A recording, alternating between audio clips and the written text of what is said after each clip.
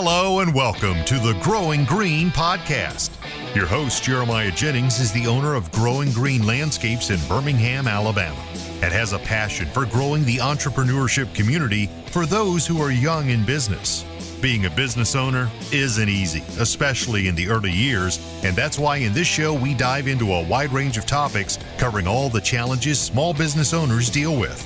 Even if your company is generating $1 million or more, the stories from our great guest and Jeremiah's own firsthand experiences will propel your business forward. And now, here's your host, Jeremiah Jennings. What's going on, everybody? Thanks for tuning in to another episode today here on the Growing Green podcast. This is your host, Jeremiah Jennings. Very, very excited to be coming to you today with another fresh new guest interview episode for your ears and my brain. I love getting on more guests because I always learn so much from them, and I know a lot of guys out there listening love guest interviews, and I do as well. Nobody likes them more than I do, trust me. Nobody likes them more than I do because it's an honor to get to hang out and network and talk with such experienced guys in the industry and outside of the industry, just people that are running their own companies and being successful in life, just crushing it along the way. So we won't beat around the bush any longer, man. Let's go ahead and bring him in. John Seegers, how are you doing today, buddy? I'm doing good, man. How are you? I am good. We were just talking off air. It is hot, hot, hot, hot. What was it around you today? You said it's warming up. It's warming up. Yeah, we're not too bad today. 90s. Tomorrow we're supposed to get high 90s with an index around 110 and high humidity.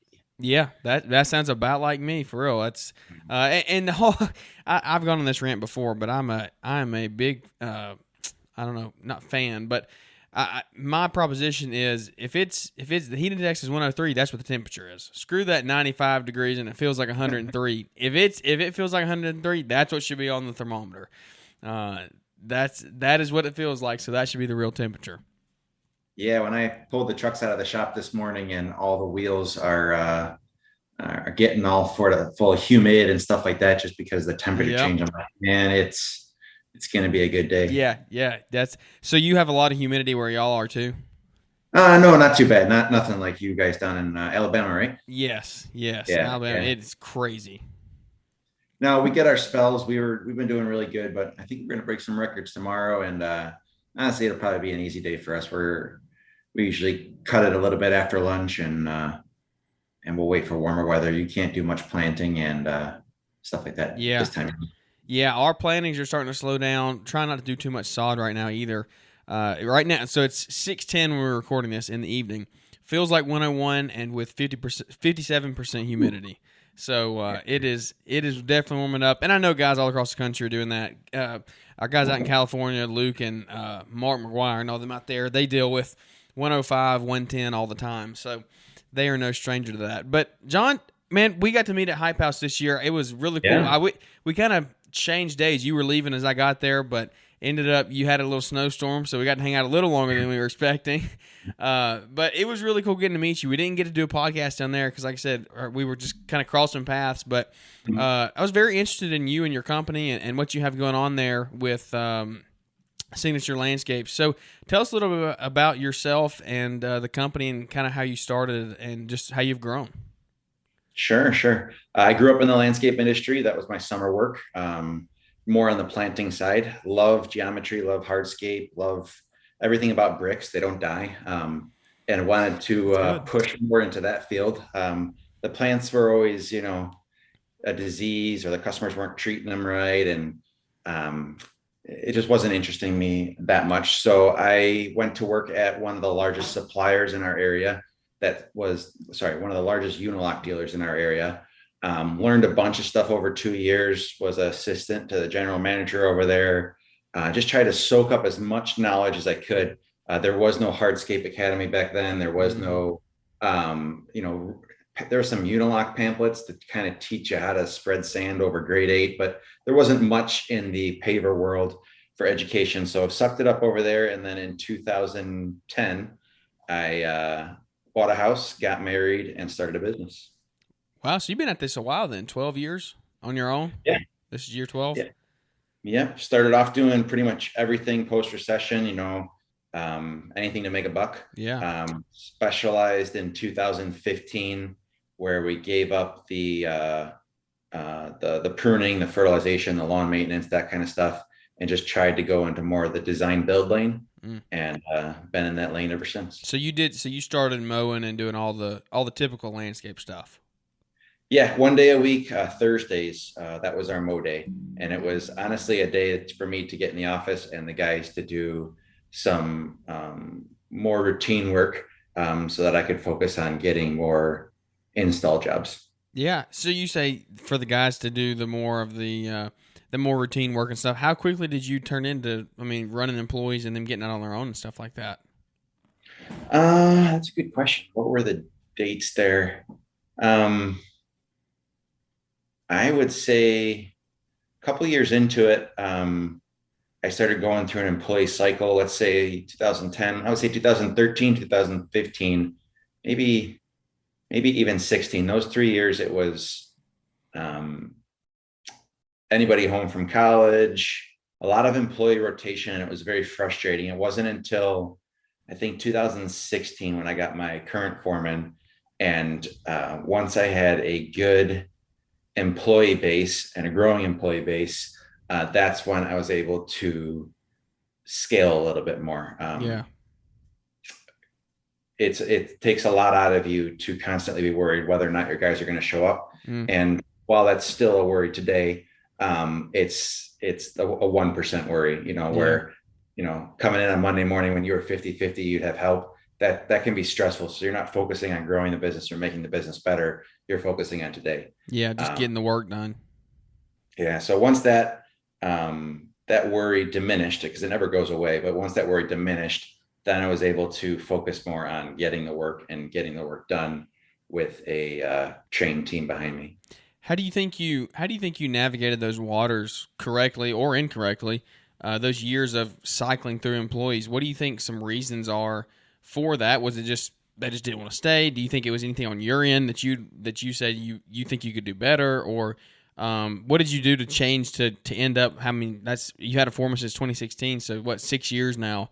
That's pretty good. 6 years is a pretty long time, especially in today's market. So, How did you kind of navigate those waters of that uncertainty? I felt like I was hiring anybody in the beginning and training them. A lot of it was the labor pool when how old are you? 22. Yeah. So the labor pool, in 2010, I was 23. Okay. So I was in the spot where a lot of friends were coming back from college. Yep. And, I had access, and I knew everybody in the summer labor pool at, the church, or who'd be getting laid off or this or that. And I was just more looking for, I don't want to say cheap help, because I don't think it was a pay issue, but I wasn't thinking long-term. Yeah. And when I got out of that thinking to start thinking like, hey, I need to pay enough for people to make a living and keep them busy year round if that's what they want, if they want unemployment, if they want snow work. And honestly, like most will tell you, you go through the cycle of employees, and when you find that good one or those good few, you do what you can to hang on to them. You hold on to them real tight. Especially these past couple of years. Yeah. I don't have to tell you guys that, but even before that, we got a nice family environment where, I do anything for my guys, and they'll put in the extra work for me. How scary was that? So back when you say the employee thing, something I like discussing with guys like you who have employees and have had them for 8 to 10 years. You've gone through the cycles, because like in my business, my foreman now is one of my best friends. So like I've hired on a few guys who have been total strangers.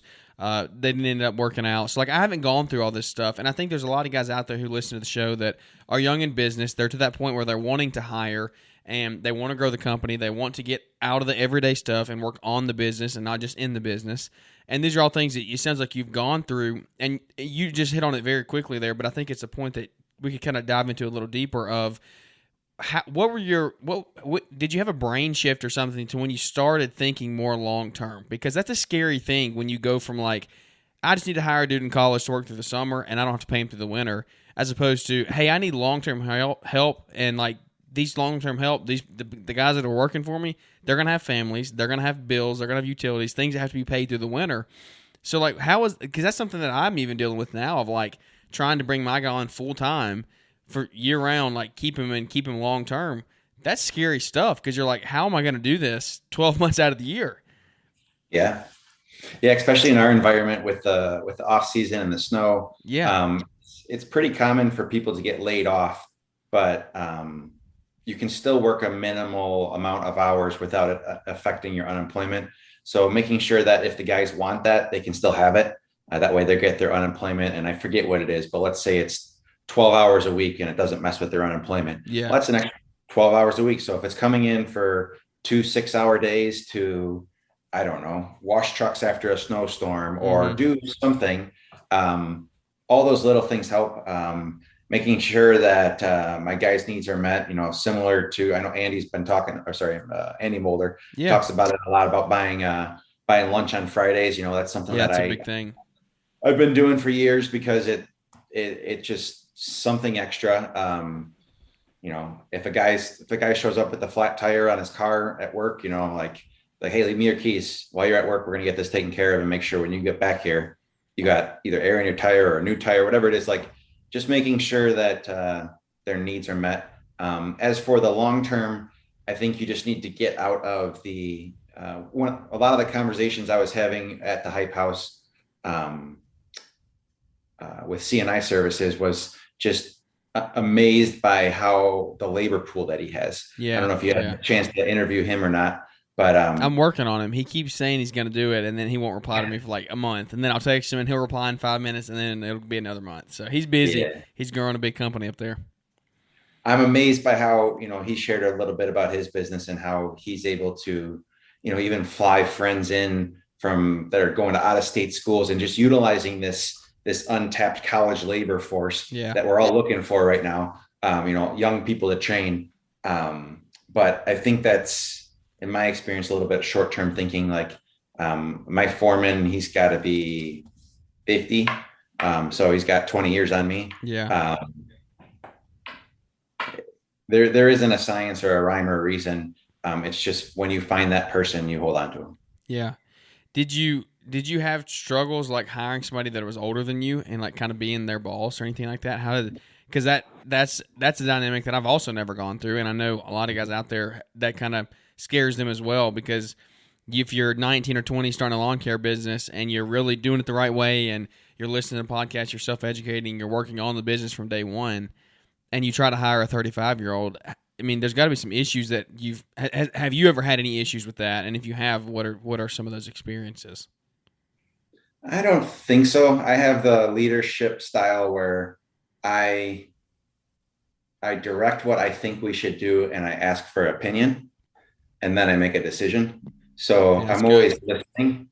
I'm not assuming I know how to do everything, because it's something you learn a little bit with age too, is like at this point in my life, I'm still craving knowledge and I'm reaching out to my elders, the people that, have more experience to me on certain things. And I think by hiring somebody older than you, especially in the trades, they might have some real world experience to say, no, why don't we try it this way? And you have to be okay with changing things out and getting things out of your habit. I know there was many instances, even now, where I've done something a certain way for how many years, and I'll bring a new hire on, or I'll just step back and let them do their thing, let them learn, and they'll show me something that would be way more proficient, way more efficient. I don't want to say I'm a hands-off boss, but I do give a lot of breathing room so that I'm trying less to micromanage.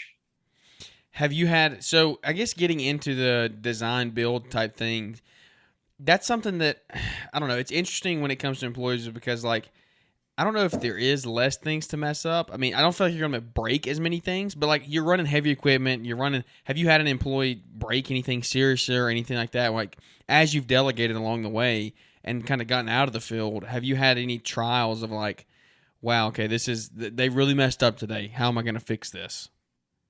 Oh yeah. Yeah. I mean, I've had guys smash the doors of pickup trucks I've had guys, wreck stainless steel wheels by getting too close to something. I've had guys bust bumpers.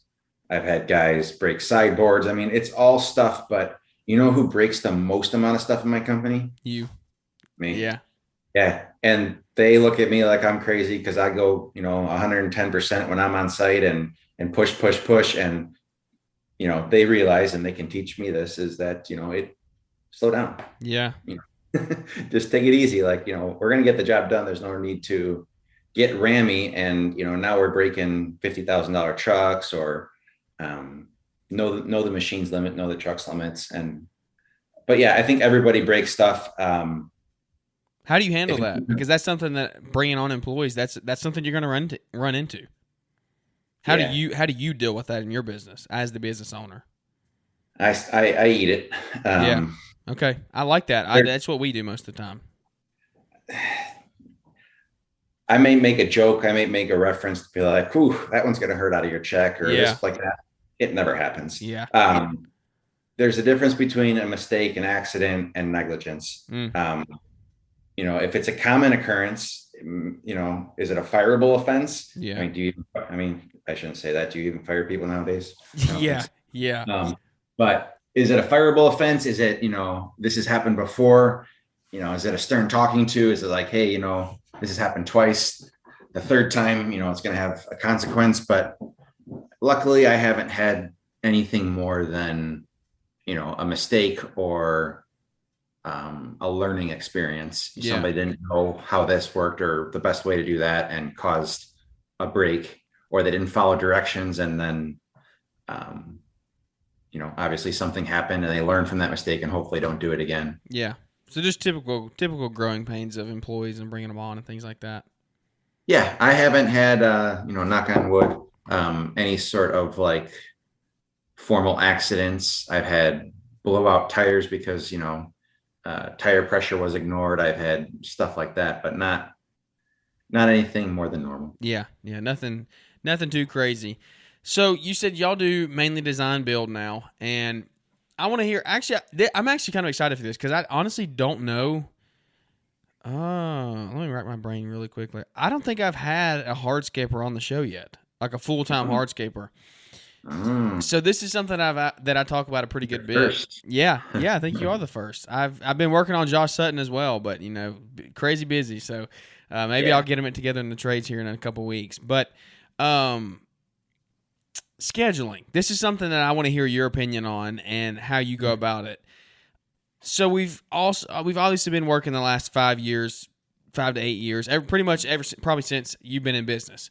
Business has been good. Economy's been pretty good. Now, the recession obviously was bad, but you kind of started a little bit after that. Business has been good. It's been coming in. There's no struggles to find work. Now that you've transitioned to a full design build company, what will you do to combat a recession and people say, I can't put in my patios right now? Because here's my take on it, and this is what I've always said. I think it's a great model. It's obviously successful for you. I'm not condoning any. Not condemning. That's what I mean. I'm just genuinely asking your opinion on this because to me, recurring like maintenance, like lawn maintenance or whatever you want to call cleaning services or anything like that, that's something that is going to the grass is going to keep growing. The grass is going to have to get cut no matter if there's a recession or not. Yeah, they might go find a mower and mow it themselves, but they're going to say their $30,000 patio might can wait a year or two. So how have you built your company to establish a reputation, I guess, one, and then I guess like the finances and just what do you do? What do you plan to do to combat that if that does come in the next 2 to 5 years? Right. So from the finance end, you have to watch your debt. You have to set your max. I know my max. Usually it's a percentage of your gross revenue for debt. If you're going to operate on a debt philosophy, there's companies that don't. Yeah. And you have to be comfortable with that amount. Having 2 to 3 months worth of business expenses is, I would think, part of being a design build firm. You're going to have lulls. So you should be able to cost everything your normally expenses except your cost of goods. So like your material purchase, Yeah. you should have a little nest egg set up, depending on the size of your business, it's going to depend on the size of the nest egg. Try to own as much equipment as possible. So like for me, there was a stretch in 2015 where it was very, very busy and it was justified, but I had a lot of money in debt. I know I had bought a new dump truck, an enclosed trailer, a skid steer, an international, and I just kept on buying and buying, but we were just using every piece of equipment we had. Yeah, you generated revenue with it.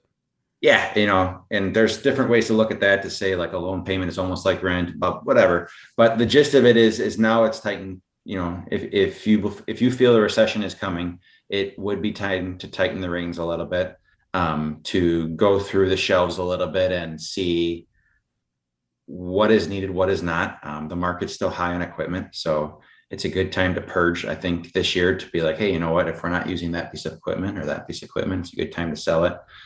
These are things that I think of if you feel that a dip in the market is coming.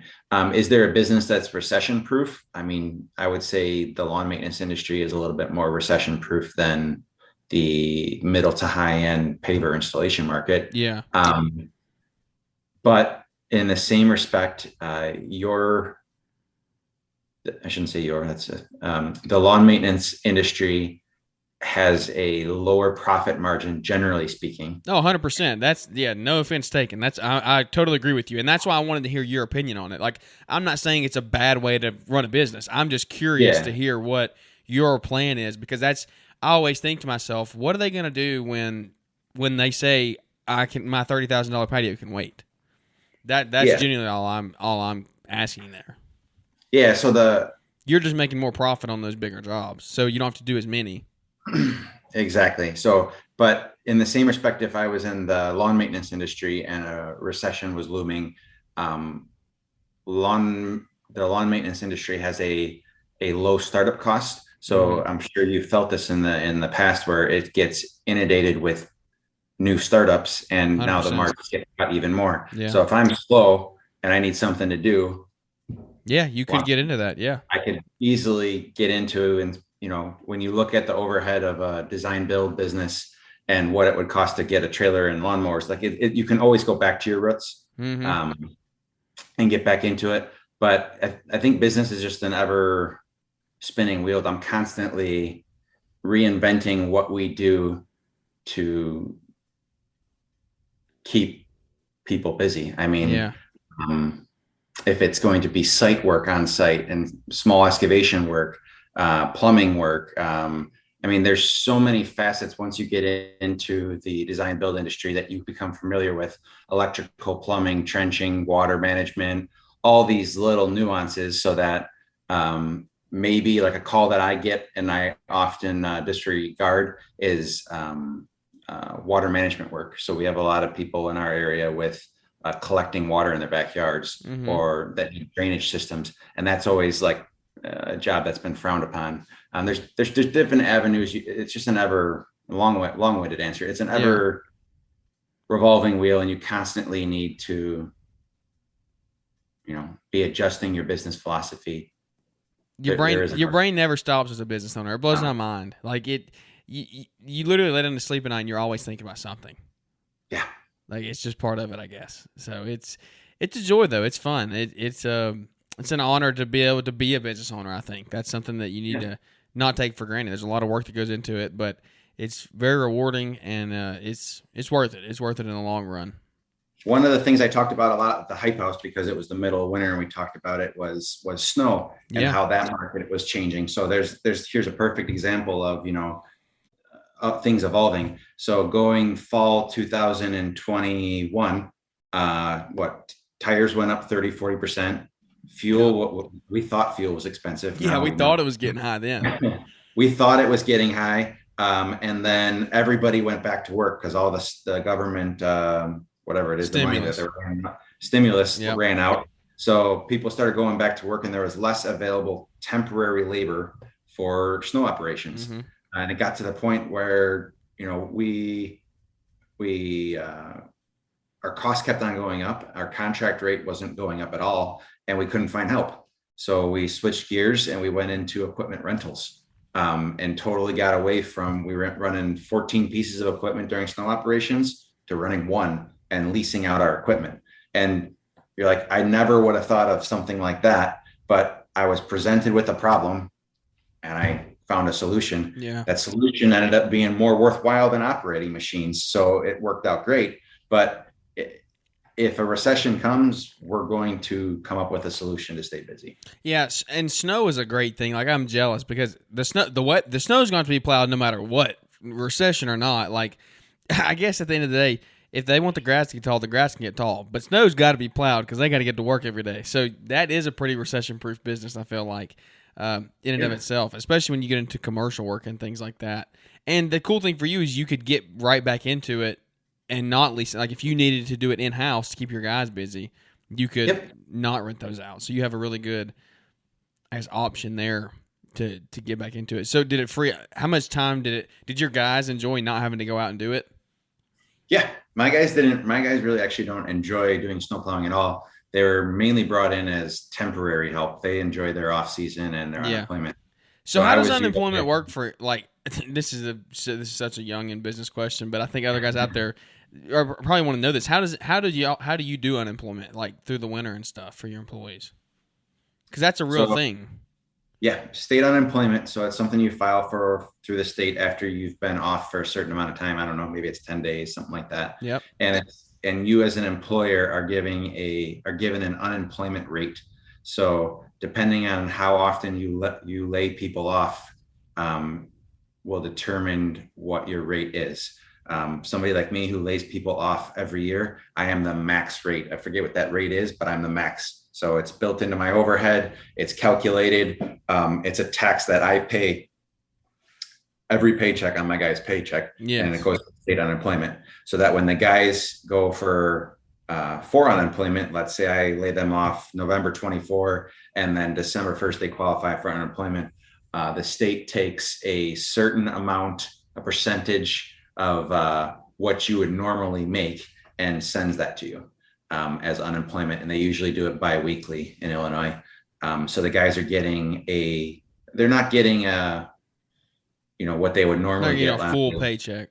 Yeah. So I'm just throwing numbers out there, but let's say they get 29 hours of a normal 40-hour work week check. Yeah. And they get that unemployment until I call them back to work. So if the unemployment office sends me a letter to say, hey, employee ABC is stating that they're still on unemployment and that you haven't offered to bring them back. If that's true or false, I fill out the paperwork to say, oh no, I offered them a job back. They declined to take it. The state will kick them off to unemployment and be like, hey, your job was ready for you. You didn't go back. It isn't something that you can live on, and it has an expiration time. You can only be on unemployment for a certain amount of time. I don't know how much, because I usually call my guys back within 3 months. Yeah. But it allows them to do stuff at their own house. It allows them to do any sort of side work. Technically they could go get another job, and their unemployment would be affected based on how much they make at another job, if it's enough or not enough. But it's all calculations that I don't really have to worry about. All I need to do is make sure that, I don't know if you have employees yet or not. Yes, we do. Okay. So I use a payroll service called ADP. Yeah. They're pretty big, and they handle everything for all that. So I don't want to sound like unknowledgeable about it, but it's one of those things that for whatever it costs me, $150 a month, payroll is handled. Like, I don't need to know all the details and the ins and outs. Just keep me from getting an audit. That's right. ADP is legit. They know their stuff, and they're constantly adjusting unemployment rates and all the taxes and that kind of stuff to keep me above board. Do you use the app Roll? Do you use that app or anything? I think they have a green. They're sponsoring Paul's podcast now. Green Industry Podcast is sponsored by them, and he's been promoting this app Roll by ADP. So I don't know. I didn't know if you knew anything about it or not, but no, we're using Synced Up to keep track of all of our time, and then I just use the ADP app. I think it's called Run. Okay. and I just enter the amount of hours that the guys work, and bi-weekly they get paid on a Friday, and all is good. How are you liking Synced Up? Synced Up has kind of burst onto the scene here recently. I hope to get them on an interview at Together in Trades here next week. But how are you liking it, and kind of how has it changed or helped your business? It's been good. Let me get my dog out of here. Oh no, you're good. Mine are always coming in, and I finally got them locked out today. But they're always playing with toys or always making noise in the background. So it's he's got long nails, so he scratches the floor. Yeah, a lot of noise when he walks. No, Synced Up has been awesome. Weston over there has been very supportive. Fred, I've been having bi-weekly calls with him just to walk me through the software. I always charged correctly, I thought, but it did enlighten me to a lot of things on recovering overhead and just the job tracking. I was good with job tracking and P&L's profit and loss on the first few jobs of the year, but after that, it fell by the wayside. Got lost, yeah. I never did them. Where this system makes it so fluid to seeing those numbers throughout the year, as long as you stay on top of like making sure the guys are clocking into the right job and that kind of stuff. It's really shined a light on all facets of what we do, whether it's something as simple as installing sod and planting trees or doing some nice paper patio work. Yeah, for sure, man. Well, this has been really fun topics that we've discussed. I think a lot of values come out of it. I don't want to hold you all night long. Very, very respectful. I want to be respectful of your time because I'm very appreciative that you came on to spend some time with us tonight. So before we wrap this thing up, tell us a little bit let's get into Signature Landscape a little bit and kind of what y'all, like the day-to-day, what y'all do. I know we say design build, but like what does that entail? I mean, what are your niches? What is your niche job that you want to do and kind of like your scheduling, booking out for the year, and how far do you like to schedule out, and all the things that go along with Signature Landscape? Sure. Yeah. Our niche is paper patios. We do usually everything from around 400 square feet and up. We stay pretty profitable in that range. Projects anywhere. I mean, we do a lot of $20,000 to $40,000 simple patios, and then we usually get what I call my whales, usually 3 or 4 whales a year. And those are $75,000 to $150,000 patios. And it's not all patio, there could be some landscaping, restoration, sod, that kind of stuff, but $75,000 to $150,000 projects. And yeah, I like them. We are a single crew, so 3 employees. And we do work in the order that we get it. Somebody's there. They're letting you know somebody's at the door. All right, you got a pause button on that thing? Oh yeah, you're good. So you said it was the high school football team selling coupons, right? Yes, sir. Yeah. Did you get any good ones? I don't know. I don't eat out that much, but when a neighbor comes knocking, I support their kids. That's for sure. Hey, for sure, man. That's that you help build. I mean we don't need to go down that rabbit trail, but that could go all the way back into like the reputation of your company. I mean, like they know that you run Signature Landscapes, and at the end of the day, they're going to say, well, he supports our team. Like, I mean, I don't know. You never know what that could come back to do for you in the future. I agree completely. Every time, you own a business long enough, people are going to ask you to donate to golf outings, sponsor holes, do this, do that, do this. And at first that becomes like, man, that's hard work money. But as you develop in your business career, you're just like, you know what, the more I can do to give back to the community that, supports my family, my guys, especially when it's neighbors and family and friends, you gotta take that and maybe we'll use the coupons, maybe not, but it doesn't matter. Yeah, for sure. You're just supporting them. Yeah. They're doing something, they're learning, when I see a kid on my front porch knocking on my door, trying to sell something for his school or whatever it is, that is awesome. That's not taught much anymore. And exactly. So, he's stuttering over his words. He's doing this, he's doing that. It does, I want to encourage that. Yeah. So even for that moment, it's worth it. Yeah. But like we were saying, Signature Landscape. We do pretty much everything. We're like the general contractor of the backyard. So we will take care of carpentry, gas, electric, granite, whatever they need done, we'll make it happen. We offer 3D design services at a cost, obviously, and just try to become the point of contact for anything in the backyard. We'll refer them out to maintenance companies and fertilization and tree arborists, and just make sure that all their needs are met, whether we can help them directly or not. Yeah.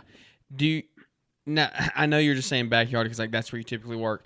Do a lot of people do paver like walkways like to the front door? Is that a big thing? Because like down here we don't even do patios. Down here everybody does porches. Like we don't. They just build porches. So we don't even see patios. It's just the landscape that we have doesn't fit that. We're on a bunch of hills. Patios just aren't really a thing down here. So the thought of somebody spending $30 or $40 or $75,000 on a patio is like mind blowing to me. But so you say backyard entertainment, you do a lot of that. Do people do that to like entrances to their homes? Is that a big thing that you see up there? Sometimes, like we usually get one or two a year where somebody will spend, $10,000-$20,000 on the entrance of their home. So it might be like an elaborate paver walkway with some lighted pillars and a walk, but most of the time that's an accessory to a larger project in the front. Yeah.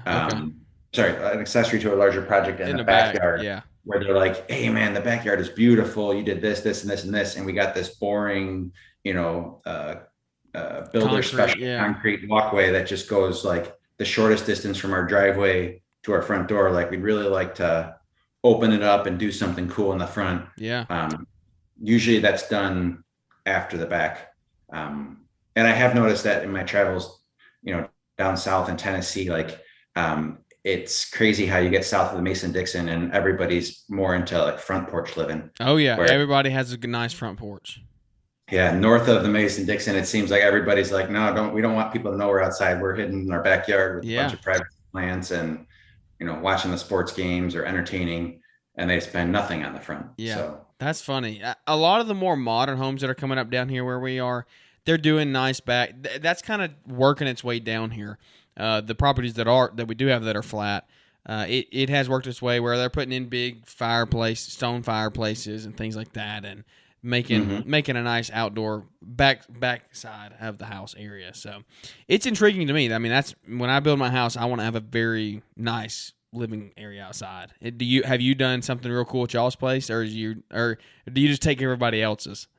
No, unfortunately, I did something that I did not realize was going to be so beneficial. Is in 2015, I moved out of my first starter home and I built a new construction home in a subdivision in New Lenox, Illinois. And doing what I do, I felt like, I had to have a decent entertainment space. Yeah. Because, I think you just need to. Yeah.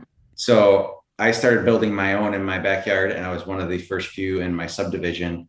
And I did it more so that I could have a showroom or a reference point, so that if a client needed, obviously when you're selling at the level of, that we were selling at, clients like to be wine and dine a little bit. So I would take them over to my house to say, hey, you wanted to see what a grill island looks like. I have a grill island with a fire trough. Hey, you wanted to see what a pavilion or a fire pit or fireplace looks like, or outdoor lighting. Like, hey, why don't you guys come on over tonight, 6 o'clock? I'll show you what our patio looks like and just kind of give you a feel to what yours could look like. That worked well for the customers that were calling in. But what I didn't realize as well is that everybody in the subdivision was watching as well. And suddenly it was, pulling 3 to 5 patios a year in my own neighborhood. In your own neighborhood. Wow, that's insane. So that's been nice. That well's somewhat drying up now that the neighborhood's done. And it makes you think like, ooh, maybe this is a repeatable model. Yeah. Like maybe I should go do it again. But I will say that ended up working out really well. So if there's any landscapers out there listening, like it ain't wrong to do up your house right and put up a sign, because your neighbors are watching, and that I'm competing with the Joneses, even if you are the guy installing it. Yeah. They see nice work.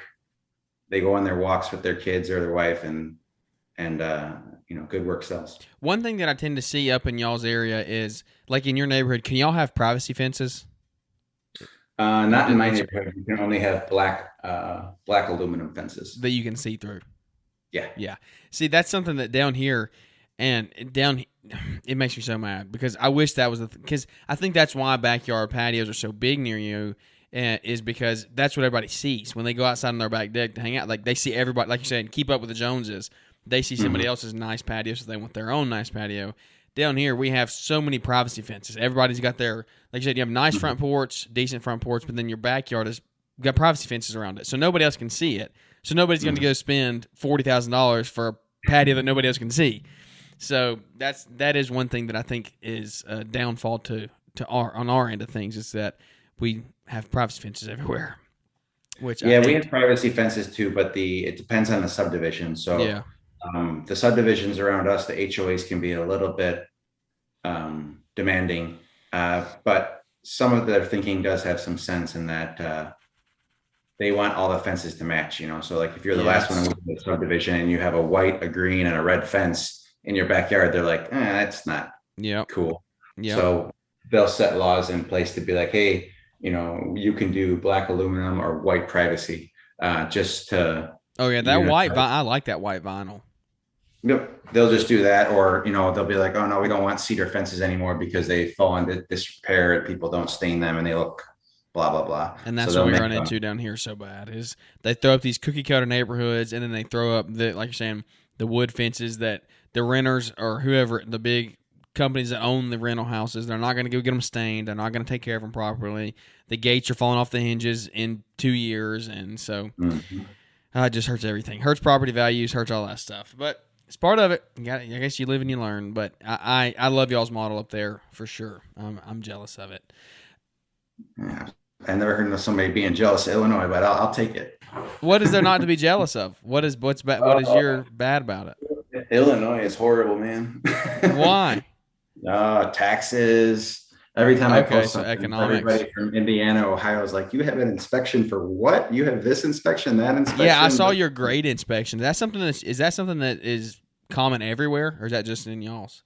I was watching that this morning.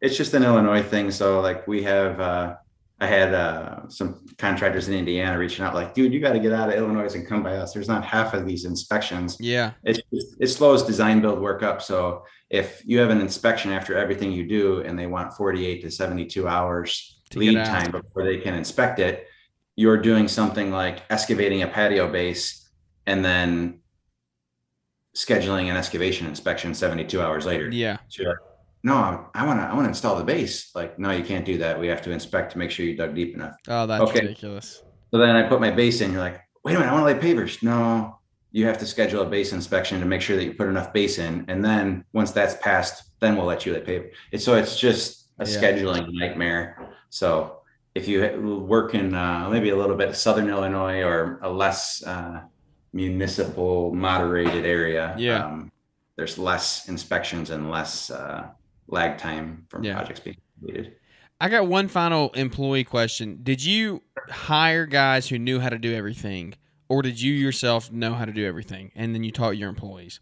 So when I say, what I mean by that is, you say y'all do gas, you do the lighting, you do all the stuff that goes, the carpentry, all the stuff that goes along with building all that stuff.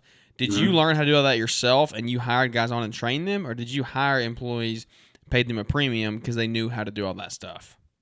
No, my guys actually have concrete background. So some of that transfers over, but most of it I had to teach.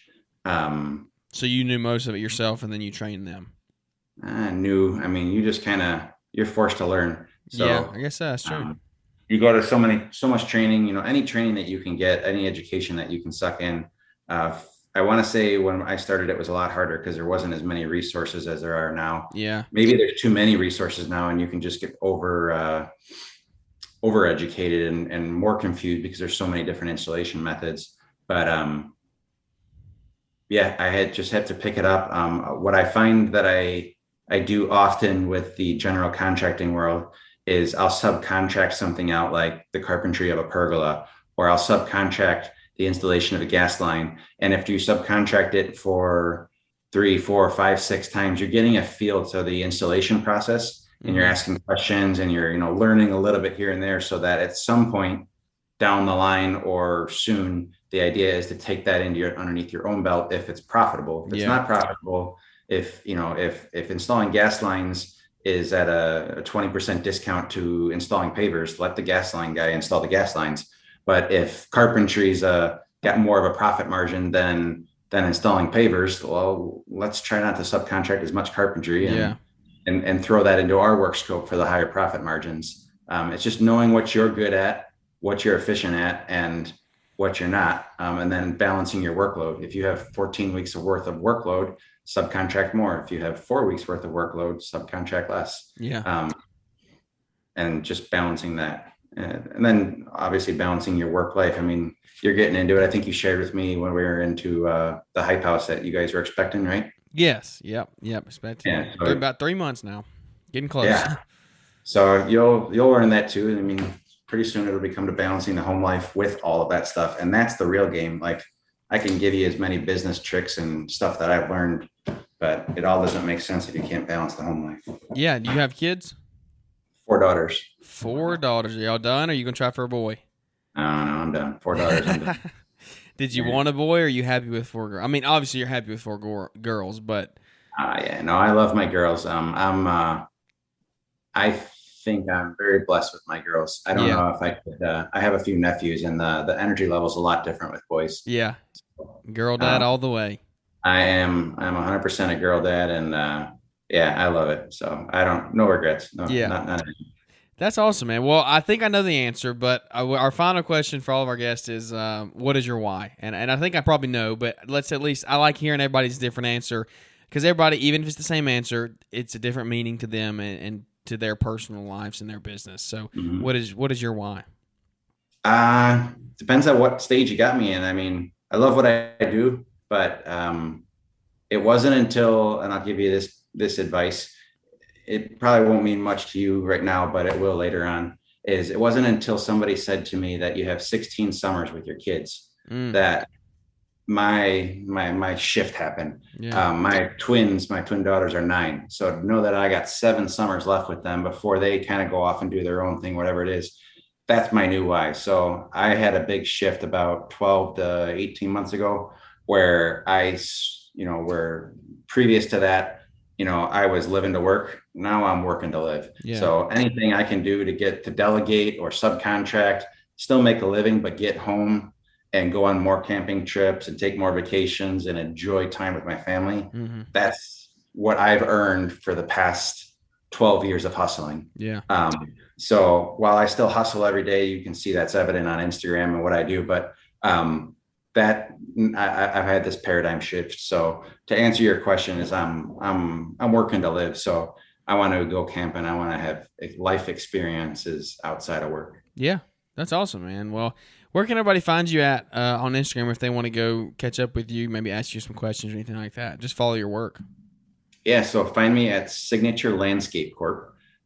We do daily stories. I try to educate as much as I can about this industry. So if it's a transition that maybe your audience is looking into getting their feet wet, maybe in the design build or just knowing a little bit more about it, I'd encourage you to follow me. And I'm constantly trying to give out tidbits of information about hardscape installs, equipment maintenance, lighting installs, and just passing on the information that was passed on to me. Yeah, I love it, man. I love following you. I follow along every day on your stories. It's really cool stuff. Maybe I'll make a trip out to Illinois and I'll shadow you for a week or something. We'll see what happens in the future. But pick a cool week. Huh? Pick a cool week. Yeah, Well, I mean, right now it wouldn't be any different. So I mean, I think I'd probably rather learn something new than go cut grass tomorrow. But you go with it. So you gotta love it. You gotta love this time of year. But John, I really appreciate it, man. I really appreciate you coming on and spending your time tonight and your evening. I know you got family to go hang out with, so go enjoy your evening with them. And thank you so much for coming on. No problem, sir. Thanks for having me. Absolutely.